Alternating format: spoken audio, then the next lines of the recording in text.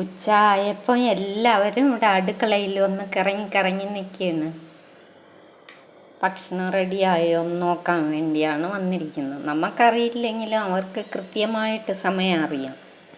അതാണ്ടാ Rossi നിൽക്കുന്നത്, ബ്ലാക്കി ഇവിടെ ഉണ്ട്, ടീന ചോദിക്കുന്നു, ബുസ്സിയുണ്ട്, എല്ലാവരും ഇവിടെ ഉണ്ട്. ചെറിയ പൂച്ചക്കുട്ടികളൊന്നും ഇല്ല ഇപ്പം ഇവിടെ, എവിടെ പോയെന്നറിയില്ല. അപ്പോൾ ഇവർക്ക് വലിയ വിഷമമായി. അപ്പോൾ ഇവർ പഴയതുപോലെ ഒരു 4 പേര് മാത്രമുണ്ട്.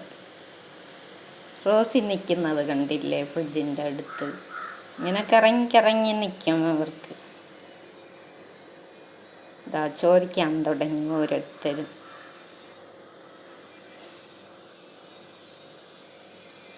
അവിടെയും ഇവിടെയും നോക്കിയിരിക്കുന്നു. ഇനി എന്തെങ്കിലും കൊടുത്താലേ അവർ വെളിയിൽ കളിക്കാൻ പോവും, അല്ലെങ്കിൽ അതുവരെ ഇവിടെ കറങ്ങിക്കൊണ്ടേയിരിക്കും. കൃത്യമായിട്ട് അവർക്ക് സമയം അറിയാം. ഇതാ റോസി എല്ലാം കഴിച്ചിട്ട് അവന് വയർ നിറഞ്ഞപ്പം ഇതാ വെളിയിൽ വന്ന് എല്ലാം തുടച്ച് വൃത്തിയാക്കുന്നു.